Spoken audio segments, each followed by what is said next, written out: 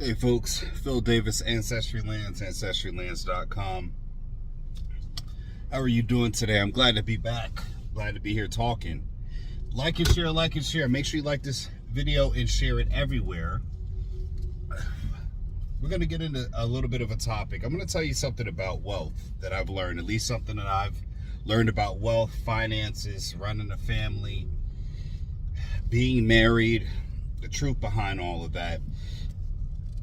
You're going to get to a part in your life where it's not pretty anymore. Things are going to be, you're going to get your hands dirty. Things are going to be ugly. It's not going to be the easy part anymore. When I say it's not the easy part in life, it just means that this is the part in your life where it's not about you. And this goes for both sides, both men and women. Because when you're raising children and you're trying to look to establish wealth and build a family, you got to take you out of the equation.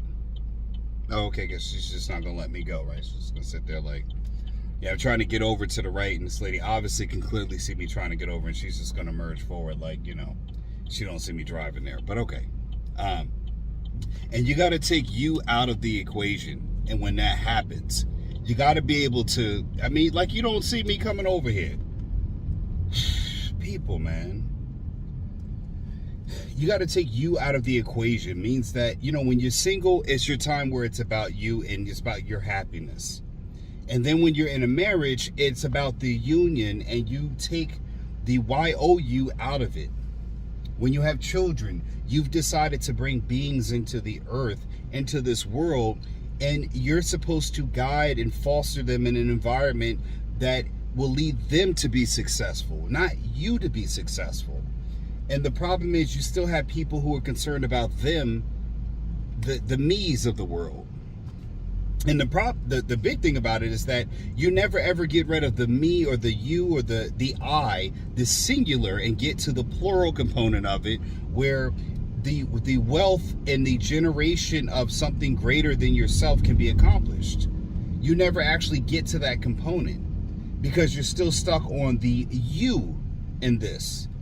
The I is still being addressed. It's not we, our. It's still mine or mine, the singular. And it begs the question of, why do you even have a family? Why did you have children to begin with if it wasn't going to be about us, we, the greater good? And you can see that kind of talk between people when they are parents, when they are married. You get married, it's just talk about what you have, what's yours, what's your 401k, what your retirement is. And it clearly shows that you're not about our. I need to have my money. And the whole point is that you're both there together, and you're both supposed to survive the world together. How can you do that when it's only about whether you are made whole in the end? It just doesn't seem like that's a union kind of mindset. You know, if a person is in a business and they're only talking about their end, their profits, what they can get out of a deal, then it really is not a good deal for everyone. Or why should you do business with them if the deal is only good for them? When I sell land, I make sure that the price is affordable, that there's no interest, no credit checks. And yes, while I am making a profit, the other component of is that the other person is getting something that is going to be an immense value. And even afterwards, if they buy the property, I'm still selling land in that area at a higher price, making sure that the person who bought land from me is getting an increase in value on the property that they bought from me 2-3 years ago or just yesterday. So again, I'm still giving a bigger value. I'm still sending value their way. Which means I'm constantly improving and offering something that my value proposition, I'm improving that continuously. I'm continuously raising the value of property by selling land in that area at a sustainable price point. So in doing so, what I end up accomplishing is that the landowner's value keeps on increasing because they're getting access, or their values, or the land values are appreciating over time. And that's a beautiful thing, to have someone constantly working towards you having increased land values. And when you're able to do that, when you're super able to do that, I mean, it's a beautiful, wonderful thing. It really is. It's a great thing to accomplish. It really is, because you have someone working for you constantly that's looking to elevate your land prices, which means that your value is in perpetuity. You don't have to do anything for that land value to increase because there's someone else working on your behalf. When a real estate agent sells you a home, they're taking their commission now. You get the risk of whether the market goes up or goes down, but they've made their money.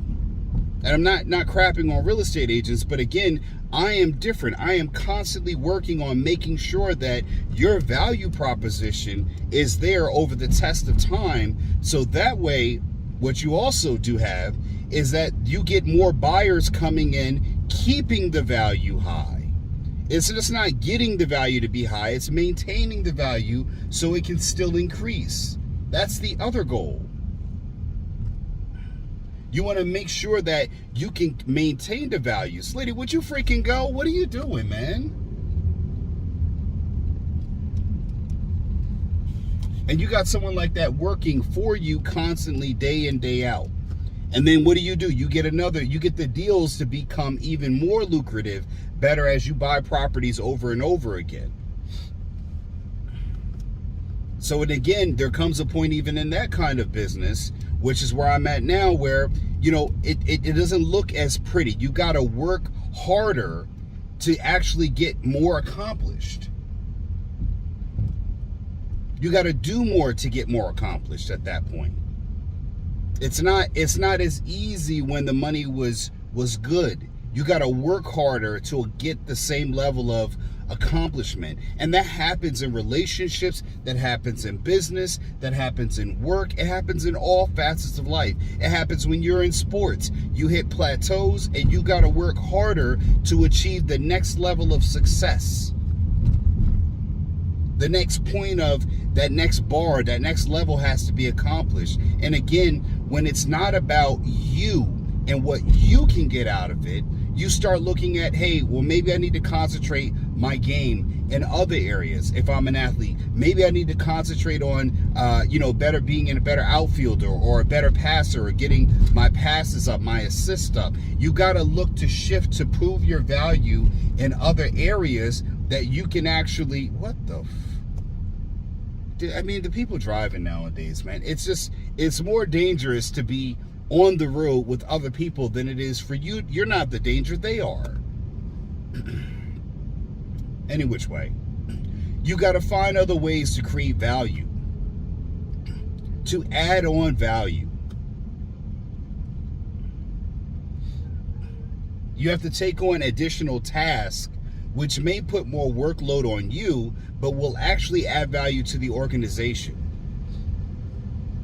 And the same thing happens when you're in a relationship. You got to do things that add value in your relationship. You got to be able to take load off. Sometimes that is, you got to work a little bit more. You got to do more overtime. For me, I've got to drive farther than I ever have driven before to go to work. I've never driven this far to go to work.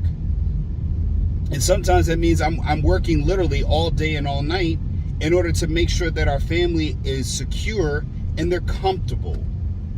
Because my children didn't come in this world and ask for a hard life and to say, okay, I'm going to be without. That's not what they asked for. They didn't ask for me to be abusive or to be, it wasn't a deal predicated on whether I had a good relationship with my wife or not. They didn't ask for a good father with conditions.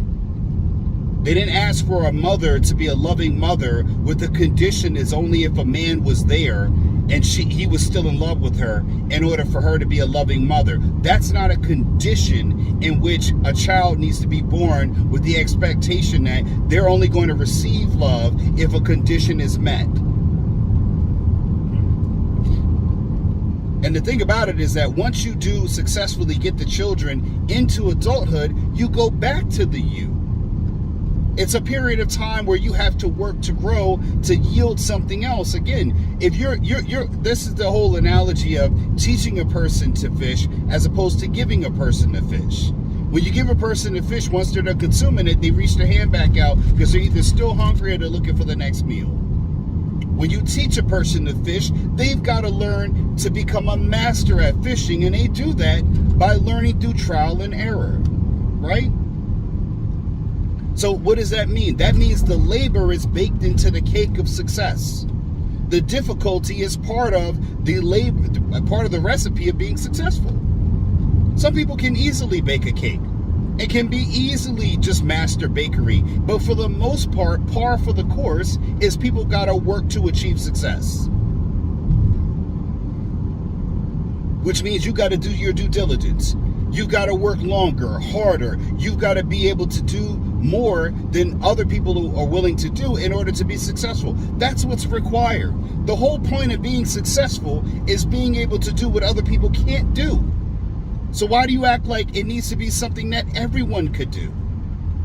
That's not part of it. It's not. That's par. Par is what everyone else does. If you go to a golf course, they call par is what the average person makes it. In order to win, you need to go under par, not over par. You need to make the shot in less than what the average person can do. Even for the pros. The quicker, the better you can do it, and the more successful you can be at doing something that other people are not as successful as, or the more under par you can be at doing something, the better off and more successful you are going to be. But that means that you've got to be able to do it better than the average person. And average is a standard that's met by merit and a measure of success. It is not your assumption of being successful. Yeah, I may have sold 60 properties, but that doesn't mean I'm a real estate mogul, which is why you never hear me use the term.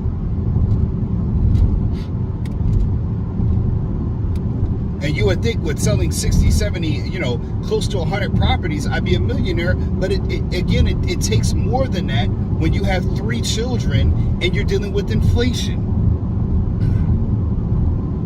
And that also appeals to what my appetites are. Do I want my children to have private tutoring, or do I just want them to go to any old school? If you want them to go to a better school, you want them to have access to resources that are not readily available in other areas, guess what you got to do? You got to pay for it, man. And you're not going to pay for it by buying the product. You're going to pay for it by being in the area or having, or you're going to be taxed on it in some way, shape, form, or fashion. It's going to happen, man. I live in a super expensive area that, again, I'm priced out of that market like everyone else, but I can afford my daily living, my monthly living. I'm just not at the point where I can afford a down payment on $1 million house. And people will look at me like, oh, you're not successful. And I'm like, but if I need money to do something I need to do in life, I'm providing my children with something else that you can't. When you buy a home, you can't vacation in the home because it's where you live. The home can't do anything else for you. It can't make your hours of overtime go down. It can't generate any money that you can readily use. Yes, equity is one thing, but equity is unrealized until you sell the home. You got $300,000 worth of equity, good for you, but can you use that right now? It's not $300,000 of liquid, it's money sitting there you're watching go up until it goes down, right? And that's not to poop on anybody, but again, my expenses are more pressing than 20 years or 10 or 15 years worth of equity growth. Because anyone that tells me they got equity in a home, I say, well, go use that equity right now and make an investment, and they can't do it. They're not liquid. Their wealth is tied up in the market, and they don't have access to it. It's no more different than you hunting a deer or something like that, and you got the trophy up there. But again, you're not hunting the deer anymore. You've already gotten the trophy. So you're not, there's no more work for you to do. You've got to just sit there and it hangs on the wall. It's sedentary. You can't use it anymore. It stays there. It's a placeholder. And I'm not saying that to just disillusion anybody, but again, like I said, success is measured in different ways. You got to be willing to take the you out of it. And what I'm assessing what my children need, what my family needs in order to be able to survive. But again, when you're in a place where you're not trying to keep up with the Joneses, what I'm trying to do is make sure that I can stay to utilize the resources. A lot of people are buying Teslas and cars that they can't really afford. I'm not worried about that. This is a GMC Terrain that I drive. It's a family car. It gets me where I need to go. It's reliable, and I don't have any payments on the car. My wife and I both don't make car payments because we both own our cars. And the reason being is that we're lowering our overhead and making sure that we try to get as close to living within our means as we can. Because we want to make sure that we have something for the kids and we're able to withstand the inflation rising in the area we live in. We don't want to go down in living standard. We want to stay where we are.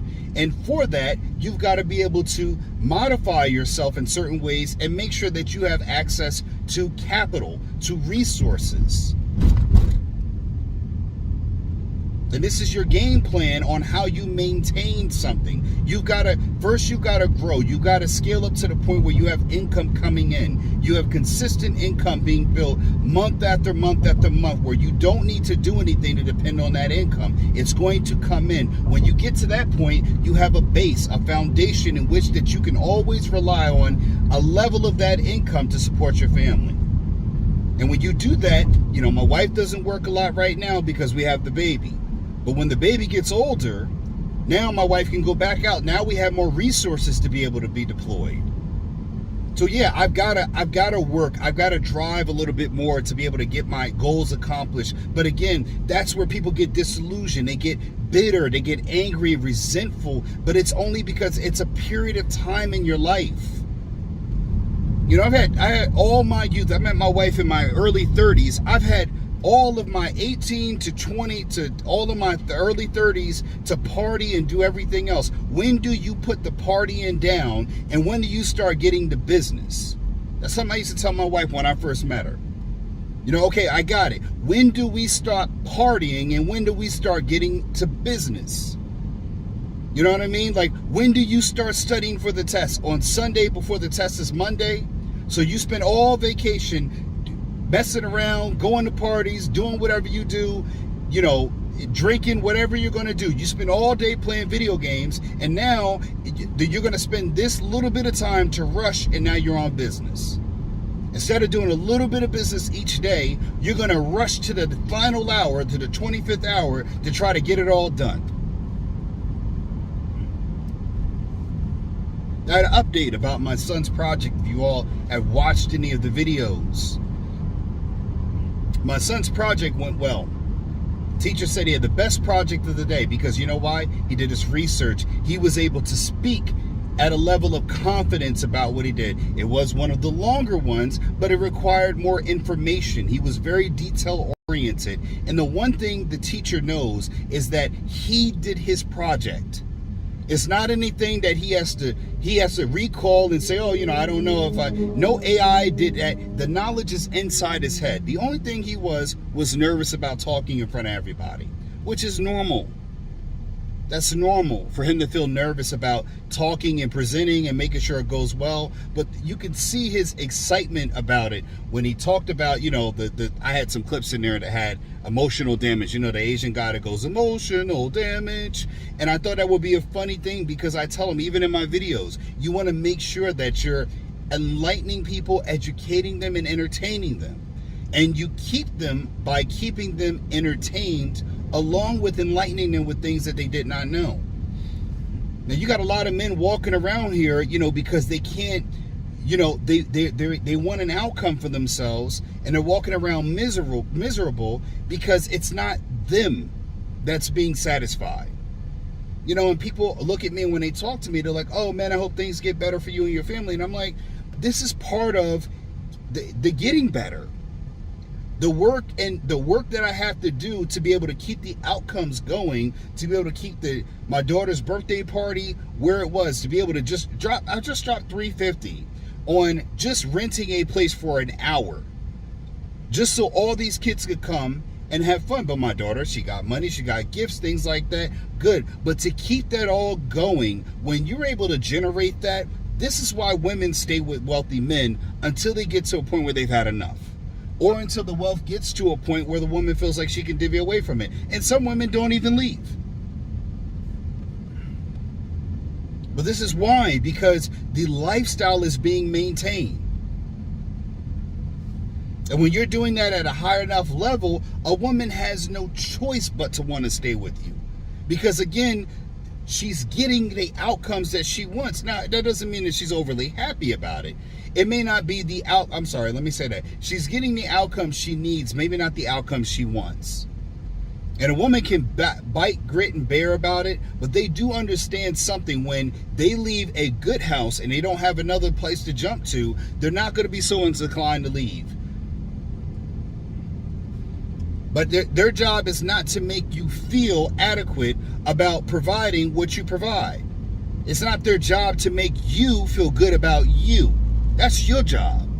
And when you let a person know that it is not their job, in order for you to feel good about you, and you are feeling okay with the responsibilities that you have in order to provide, there is nothing that they can do to tell you about your provisions, because it's you deciding that.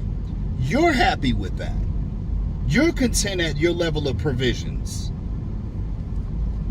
And you talk to your children and get them to understand what it is that you're doing so they can be in support of you.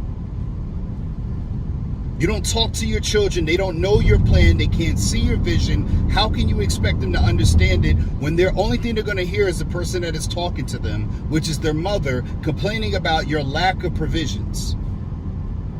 My children understand exactly what our game plan is. Your children should understand exactly what your game plan is. They're not too, if you're telling me that your children are too young to understand what they've got to go through in life, imagine when life gives them a surprise and takes you out the picture. Don't leave it up for another man or a woman to give your children the plan that you should have gave them. But it's not going to be your plan, it's going to be their plan. And you don't know if it's going to be right. So why would you leave something else for someone else to do? That should be your responsibility. You take it out of their hands and you put it in yours. Because why? You can control your message. They can't.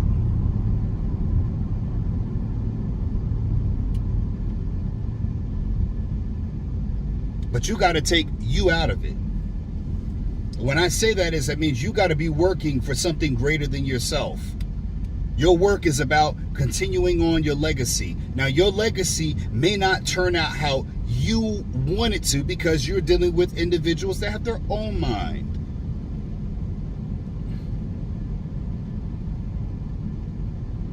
You want your daughter to be a doctor? She turns out she wants to be a painter? Hey, we all have our own minds. You may not believe this, but there are some families that are disappointed with their children becoming a lawyer instead of a doctor.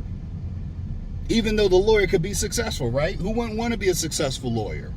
Making good money, good house, good wife. And you'll have some families being like, I'm disgusted with you for being a lawyer, or a chiropractor, or even a doctor. When I chose nursing, not everyone was overwhelmed with my choice to become a nurse. But for me, it was about helping people.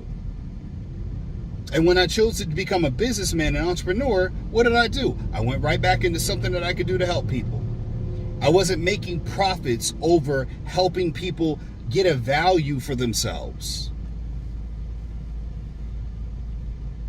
I wanted to provide a service, from land ownership to make sure people could get access to real estate ownership, and now it's more important than ever. I've been there, had bad credit, man.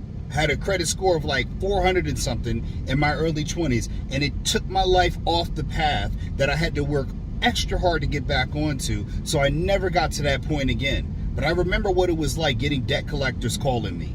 I remember what it's like to have a lien against my credit. Oh, I didn't even know what a lien was.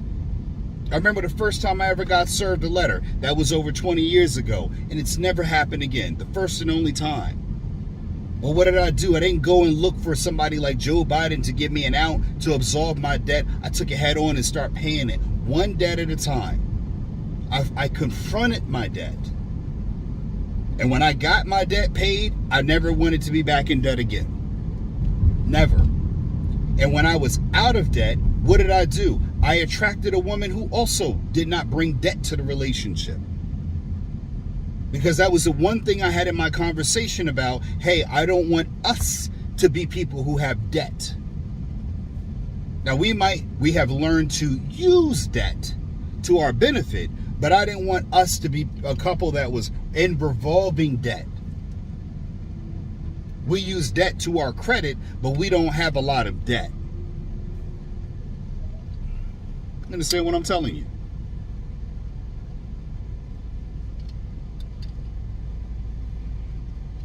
So if you want to learn anything about what is inside this head here, what's inside these videos you want to watch, go to Amazon, get my book, Getting Dollars from Dirt, A Beginner's Guide to Vacant Land Investing.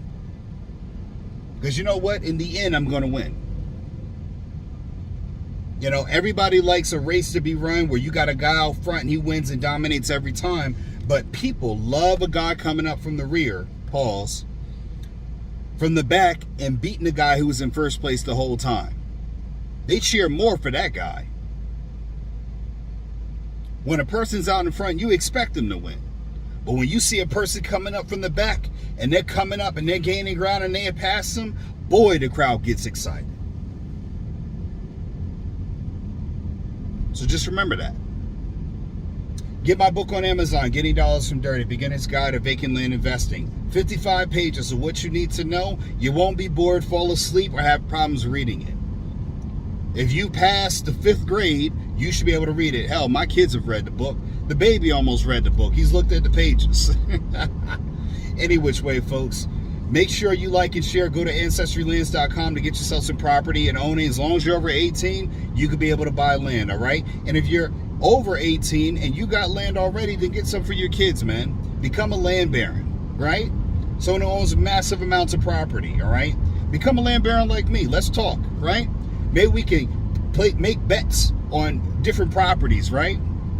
That's what I did with a client one time. It was great. Wealth and influence, folks. Remember, get some property, own property, or be owned as property. Phillip Davis, Ancestry Lands. Go to AncestryLands.com. Don't forget my book on Amazon. Thanks for watching. I appreciate you, and I'm out. Peace. Are you confused with today's real estate market? With high interest rates and overpriced housing, it can be hard to find something to own at the right price. Available on Amazon, Getting Dollars from Dirt by author Phillip H. Davis is a game-changing book that invites you to embark on a thrilling exploration of this often overlooked asset class. This book is your roadmap to unlocking the secrets of vacant land investment. Inside these pages, you will uncover the transformative power of vacant land as a wealth-building tool. Discover how to spot promising properties, assess their true value, and capitalize on market trends. From understanding zoning and permits to leveraging financing strategies, you'll gain the knowledge and confidence to make savvy investment decisions. With each page you turn, you'll gain a deeper understanding of the profound impact your investments can have on the world around you. Getting Dollars from Dirt is not just a guidebook, it's a call to action. Whether you're a seasoned investor or a curious novice, this book will empower you to tap into the immense potential of vacant land and embark on a journey toward financial freedom and a brighter future.